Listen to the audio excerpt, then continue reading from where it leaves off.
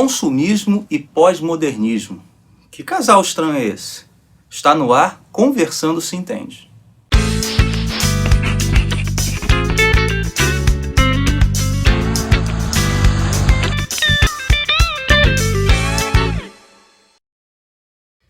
Vivemos na época chamada de pós-modernismo. Você já deve ter ouvido essa expressão. Mas o que caracteriza o pós-modernismo? Segundo Stanley Grenz, autor de um livro sobre o tema, não há um foco definido que possa unir os elementos diversos e divergentes da sociedade pós-moderna num todo único. Não há padrões comuns a que as pessoas possam apelar para medir, julgar ou valorizar ideias, opiniões ou opções de estilo de vida. Ou seja, já que não existem padrões, tudo acaba sendo definido com base no subjetivismo da emoção. A pós-modernidade é traçada pela maioria dos autores nacionais e internacionais como uma época de incertezas, época de fragmentações, de desconstruções, troca de valores, época do vazio, do imediatismo, do hedonismo, do narcisismo, da substituição da ética pela estética e do consumo de sensações. Ora, por tudo isso, dá para imaginar o ser humano pós-moderno como marcado por uma atmosfera de vazio.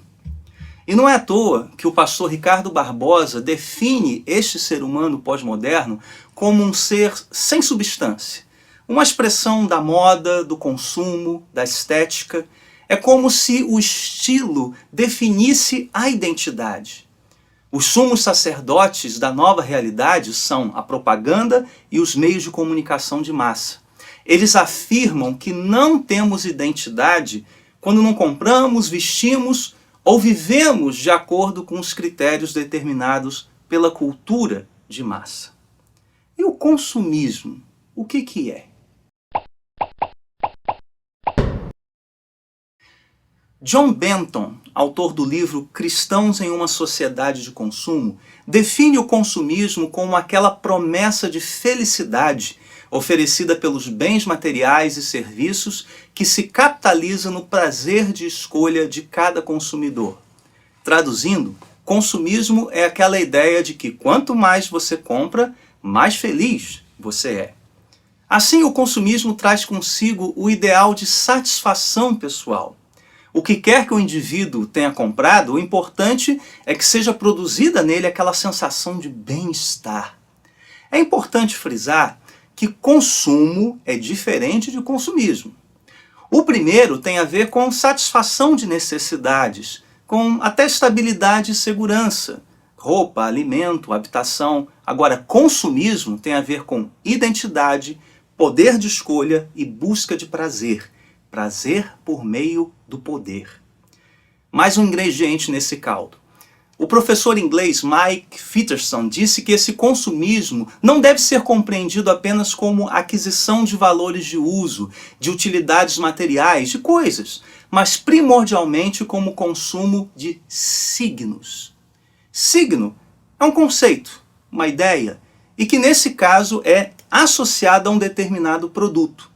Isso é muito bem explorado pela publicidade, quando fixa nos produtos imagens de beleza, de sedução, de autorrealização, romance, até mesmo qualidade de vida, tornando aquelas mercadorias verdadeiras ilusões culturais que fascinam o consumidor pós-moderno pela sua estética, pelas associações mirabolantes com os signos.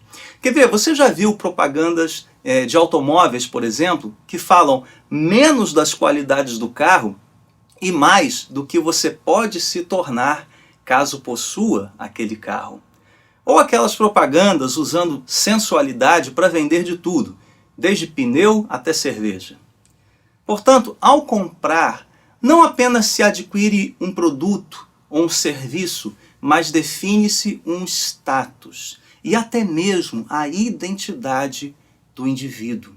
É o compro, logo existo, uma forma do indivíduo se posicionar e se diferenciar da sociedade no meio que consome.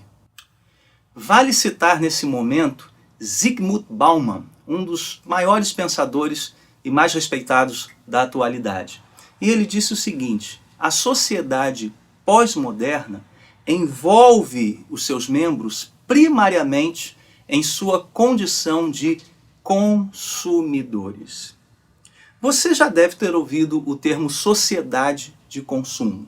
Sabe o que isso significa? Já parou para pensar nele? Quer dizer o seguinte, que o padrão de comportamento esperado de cada membro dessa sociedade é o de um consumidor, alguém que compra. Isso é que define, acaba nos definindo, melhor dizendo, como pertencentes a essa sociedade. Já dissemos que consumo é um ato normal, desde sempre. Porém, quando caracterizamos nosso mundo como sociedade de consumo, nós estamos dizendo que esse é o ato primordial que define o comportamento social. Bom, falamos um pouquinho de pós-modernismo, um pouquinho de consumismo. Agora, como é que os dois se relacionam, né? Como é que esse par se forma? Nós já vimos que o pós-modernismo se caracteriza, entre outras coisas, é claro, pela ausência de referências absolutas. Ora, em um ambiente que afirma esse tipo de coisa, o poder de escolha é algo essencial. É por meio desse poder que o indivíduo tem a ilusão de que é livre para expressar o que melhor se adequa ao seu gosto pessoal. Então basta você poder escolher a roupa certa, né, para que possa pertencer àquele determinado grupo. Agora aguarde, né, na estação seguinte, claro, tudo pode mudar. O poder de escolha é uma maneira de se autoafirmar, de pertencer a um grupo, traz significado. Outra coisa, a cabeça pós-moderna valoriza exageradamente aquela sensação de bem-estar, de alívio imediato. O que importa é o presente, o que importa é que eu me sinta bem. E aqui entra o consumismo, com aquele emblema, né, um slogan: viva agora, pague depois.